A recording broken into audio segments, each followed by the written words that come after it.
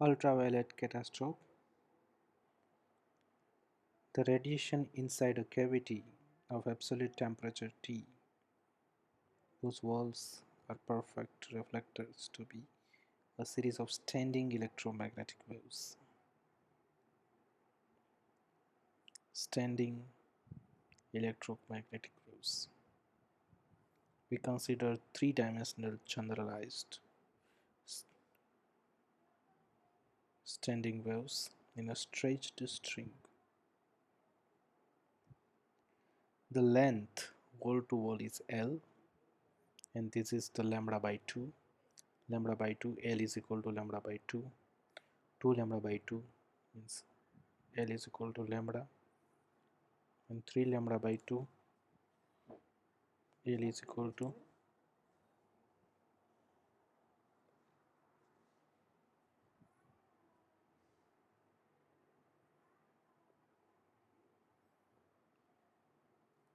L is equal to 3 lambda by 2.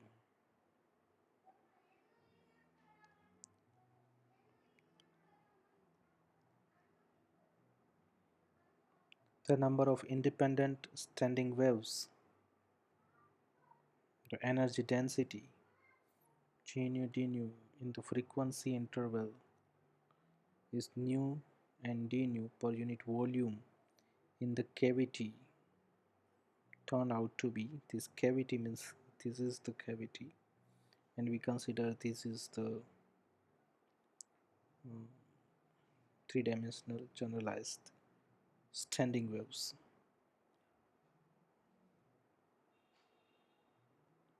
The density of standing waves in the cavity is G nu d nu is equal to three-dimensional since it is so 8 pi frequency square d nu upon c cube. As higher the frequency, shorter the wavelength, and greater the number of possible standing waves. In the classical physics, the average energy per degree of freedom of an entity, for example, molecule of an ideal gas,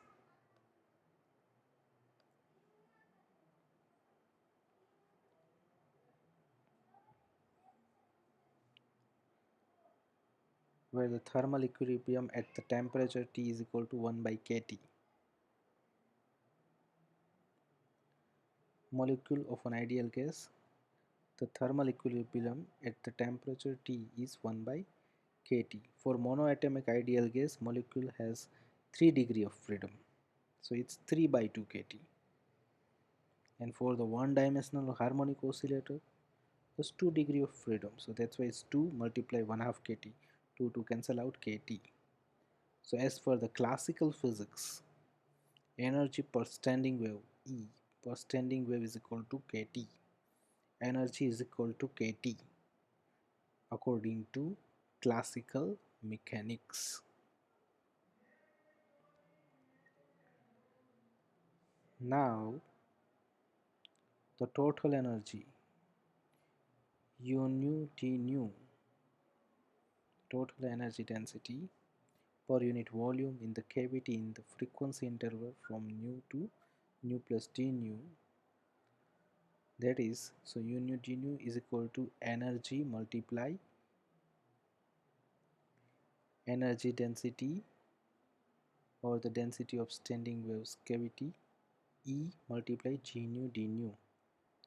E multiply g nu d nu is equal to, you know that, kT. So 8 pi kT upon c cube nu square d nu. The radiation rate is proportional to this energy density for frequency between nu and d nu. Equation 1, Rayleigh-Jeans formula, contains everything that classical physics can say about the spectrum of the blackbody radiation. Classical physics can explain only this portion. Classical physics cannot explain the whole behavior of the curve. It means Rayleigh-Jeans formula explains only this curve. It cannot explain whole behavior of the curve. So as from the formula, from the formula, as the frequency increases towards the ultraviolet end of the spectrum, the formula predicts that the energy density should be increased as the frequency increase. Energy density should be increased as the frequency increased.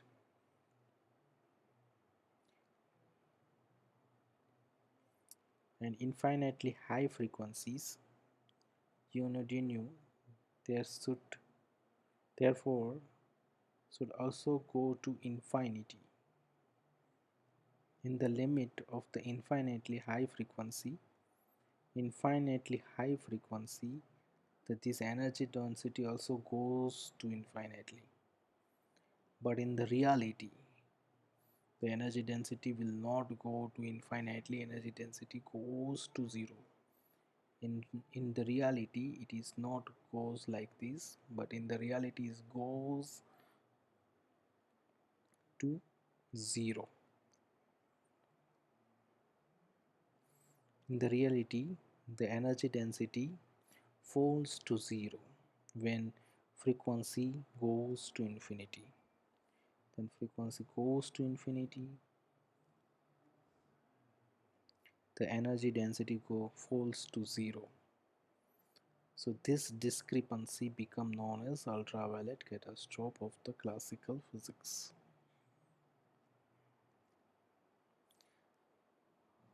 So classical physics can explain only this portion. It will not explain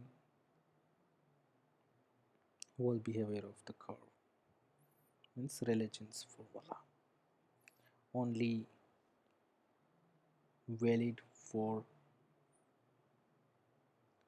lower frequencies, but for the higher frequencies this formula will not valid. So that's why Planck, German physicist Max Planck, given the formula in 1900. The Max Planck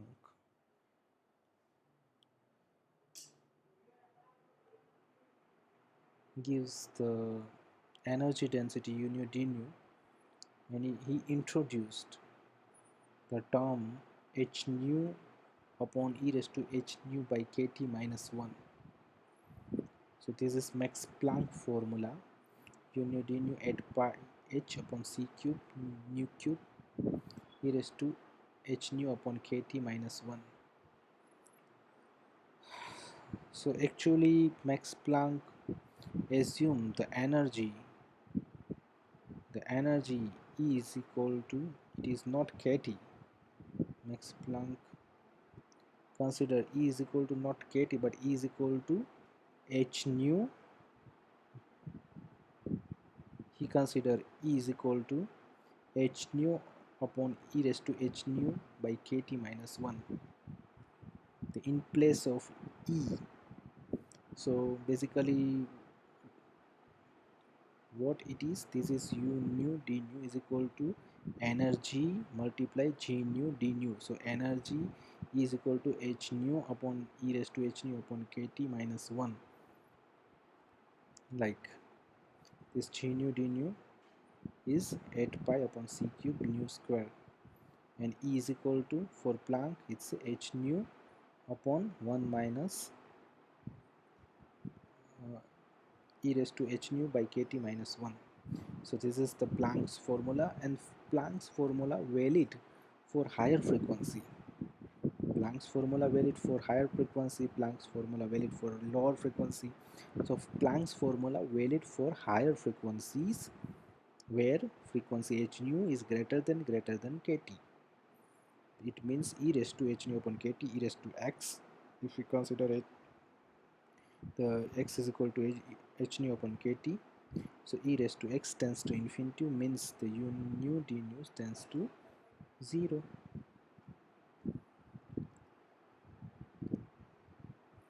If frequency is higher, greater than kt, then e raised to h nu upon kt tends to infinity, means u nu d nu is tends to 0. And for the lower frequency, Rayleigh's formula is good approximation to the data. So lower frequency nu is lower, h nu less than kt, where h nu upon kt less than 1. Let's understood this one. So e raised to x minus 1, we know the e raised to x, we can write like this: e raised to x is equal to 1 plus x square upon 2 factorial plus x cube upon 3 factorial plus so on. If x is small, then e raised to x is 1 plus x. And so for h nu upon kt less than 1, you know that h nu upon kt less than 1, that's why 1 upon e raised to h nu upon kt minus 1. So for this term it's 1 plus x, 1 plus h nu upon kt minus 1. Minus 1 plus 1 cancel out, so it is kt upon h nu. So instead of this term we can write kt upon h nu. So in this, thus at the low frequency Planck's formula becomes, here you will write 8 pi h upon c cube, here we write kt upon h nu, kt upon h nu d nu. So nu will cancel out, so 8 pi h nu square upon c cube d nu. So this is nothing but the Rayleigh's formula. So from Planck's formula, from Planck's formula, we can derive the Rayleigh's formula. So Planck's formula is valid for lower frequency and Planck's formula valid for higher frequency. This formula valid for lower frequency, this formula also valid for higher frequency. This formula valid for lower frequency and this formula valid for higher frequency. So what did, so Planck's did and means Planck shown that the oscillators in the cavity wall could not have a continuous distribution of possible energy but must have a specific energy, means it's discrete. So oscillator energy is like En, n h nu, n is equal to 0 1 2 3, so h nu 2 h nu 3 h nu, like this. An oscillator emits radiation of frequency nu when it's draw from one energy state to the next lower one, and also it jumps to the next higher state when it's absorbed the radiation of frequency. Each discrete bundle of an energy h nu is called the quantum,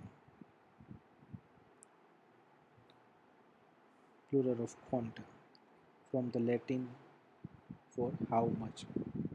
The average energy per oscillator in the cavity walls per standing wave turn out to be not is equal to kt. This is equal to kt is classical description, and this is for the continuous distribution of the oscillator energy. But here is not continuous, it is a discrete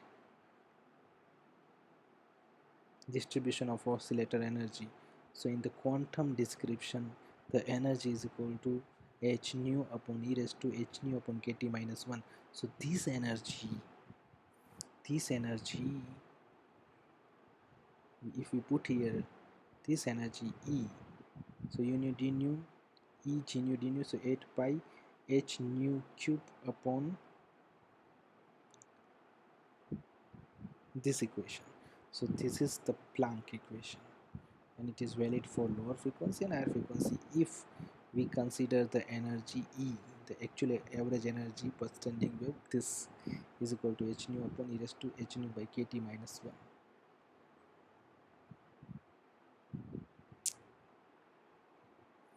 Thank you.